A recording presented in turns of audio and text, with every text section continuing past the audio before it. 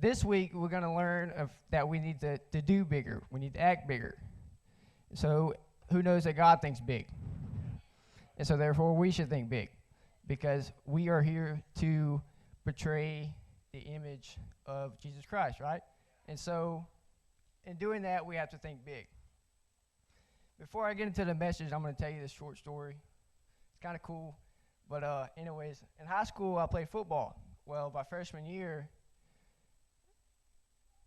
after practice one day, one of the seniors came up to me. You know, if you're a freshman and a senior comes up to you, it's kind of intimidating. Well, he came up to me and he soothed me a little bit, and then he rubbed my little sweaty noggin and he said, "Do it big." And so that might not have meant much to him at the time, but to me, it stuck with me. You know, ever since that was freshman year, probably 2014 maybe, and here I am preaching a message on doing it big. And so he didn't know that, I didn't know that, but yeah, it's a cool story. And so Proverbs 23:7 says, "As a man thinks within himself, so he is." So if we are going to go big in our purpose, in our marriage, in our mission, in our church, we have to think big. People, check this out. I don't know if it's in your notes or not, but you might want to write it down. People do small and remain small because they think small within themselves. You get it? I'm going to say it again. People do small and remain small because they think small within themselves. And so to flip to that, if you think big within yourself, you probably do big, right? So why not think big? And so we have to believe bigger, but we also have to do bigger. Again, Proverbs 23:7 shows us that as I think, so I will do. If I'm thinking big inside of me, chances are that I'm probably going to do bigger things. I mean, that's just how that works. It's a mindset. Jesus even taught this to his disciples. If you turn your Bibles to the book of John, chapter 14, verse 12, Jesus is speaking. He says, "Truly, truly, I say to you, he who believes in me, the works that I do, he will do also. And greater works than these he will do, because I go to the Father." Now, I'm going to break this down in a minute, but what you really need to grab a hold of the power of what Jesus is saying here.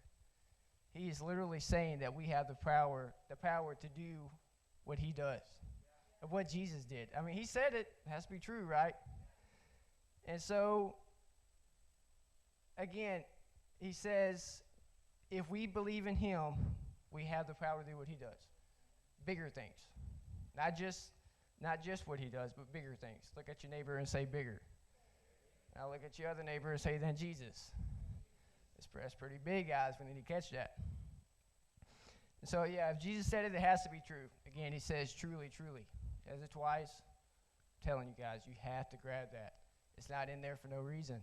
It's important. And so I have three basic things. If we are going to do big, first we have to believe in Jesus. Duh. He is not saying that he is not saying, hold up, give me a second. I'll spit it out in a minute. Jesus is not laying out a self-improvement plan. He is saying that if we are going to do big, we actually have to think big. We have to look beyond ourselves to someone bigger, and there is no one bigger than God, right? And so back up to the book of John, the first part of verse 12, where he says, "He who believes in me." That's not he who believes in himself. He who believes in his spouse. He who believes in his boss. That's not what he's saying. He who believes in Jesus can do what Jesus did. And so I have a quote from, he's an American Christian pastor, A.W. Tozer. He says this: "What comes into our minds when we think about God is the most important thing about us." Why? Because it is bigger than ourselves. It gets us out of our small thinking. It causes us to look beyond our problems, past everything else, to someone who truly believes in us. And surely, if God believes in me, I can do all things through Christ who strengthens me. I am already an overcomer. I am already victorious. And so get out of your small world, church, because God believes in you. If God believes, again, you already are. See, most of us, we don't believe we can do anything bigger because we are focused on what we can do, not what God can do. Or we're focused on what our bosses can do and not what we can do. See what I'm saying? So focus on what God can do. I mean, he literally made the universe. Who else made the universe? Who can make the universe? Nobody. God. So it's pretty amazing. And Jesus tells us in order to do big, it has to be all about him. This is not hokey pokey. You put your left foot in, take your left foot out, and you put it back in, you shake it. No, that's not how that works. It has to be all about Jesus, right? And so my second point is act like Jesus. If we're going to do big, we're going to act like Jesus. Hey, the homie over there walks like this, talks like this, does this. Everything works out for him, right? So maybe if I do that too, it'll work out for me.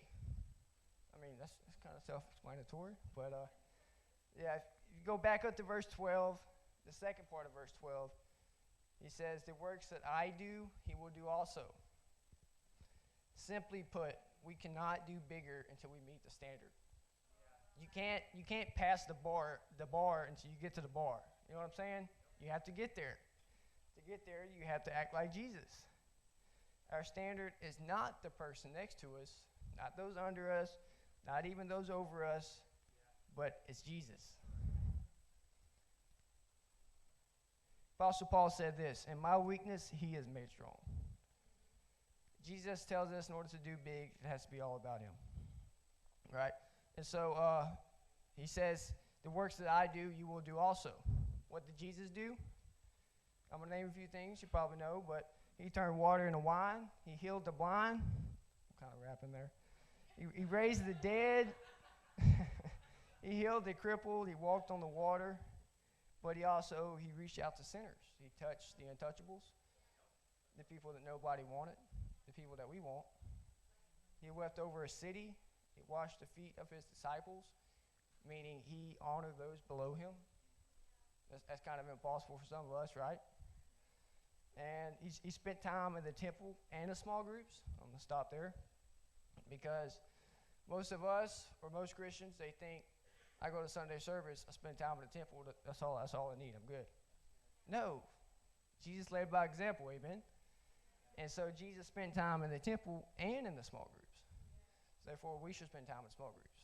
And what the small groups do, they give you that more personal touch that you can't get from a Sunday service. You see what I'm saying? It's a smaller group. You can express your feelings more. It's way more personal. And Jesus did it. We should do it. Right? And so, he also gave his life for the salvation of those who rejected him. It's a big deal. Right? I mean, somebody rejects me, why would I die for him? You know? If Jonathan didn't like me, why should I do anything for him? But that's not the mindset of Jesus. That shouldn't be the mindset of us. Yes, it's hard, but that's not how it's supposed to be, guys. See, most people do not believe in the possibilities of these miracles that Jesus did or the miracles that you want to happen in your life because they're not doing the practical. And this leads me to my next point, my final point, which is going after the greater. Go back up to verse 12, the last part of verse 12, where he says, and greater works than these he will do because I go to the Father. It takes effort, guys. You got to go after the greater. You know, it's not going to come to you. You see, when I was growing up, I didn't have a perfect family, but I wanted one. And I knew that, and so I worked for it, right? I did the practical. I finished high school. I went to college. I started working.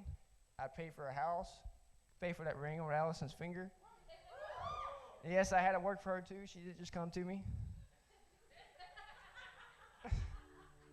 I even had to work to get in the family, you know. So yeah, that's pretty. But the point is, you have to go after it. You know what I'm saying? It's not going to come. But when we do the practical, we begin to go after the impossibles.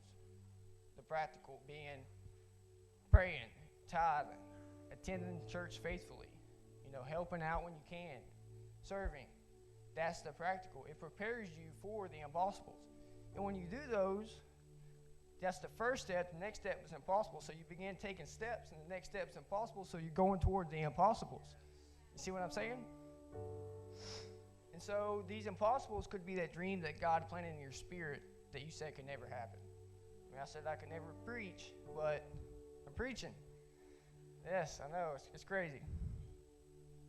This could be that marriage you think that is over, but it starts healing. See what I'm saying?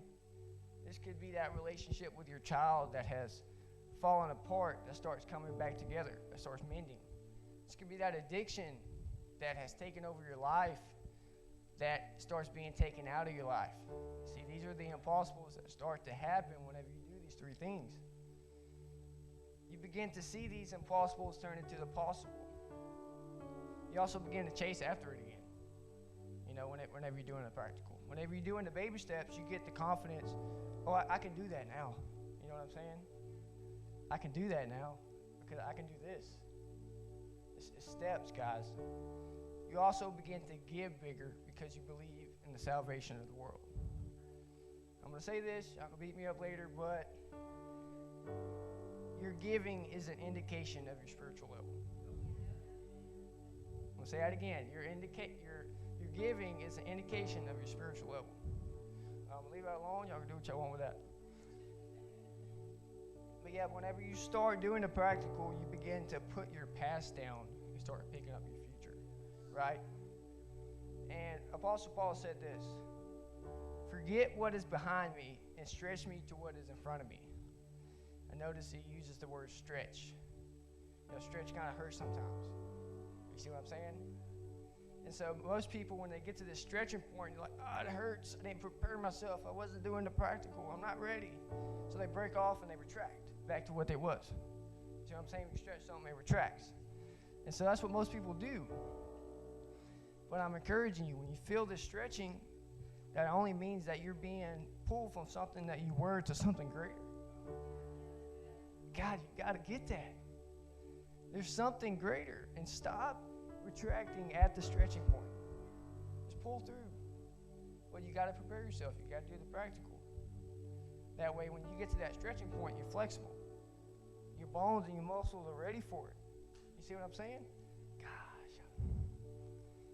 But you have to look to Jesus, not yourself. You see what I'm saying? It's time to do big again. You got to do the works that Jesus did, and you got to start chasing it. You see? You believe in Jesus, you act like Jesus, and you chase Jesus, and they will come.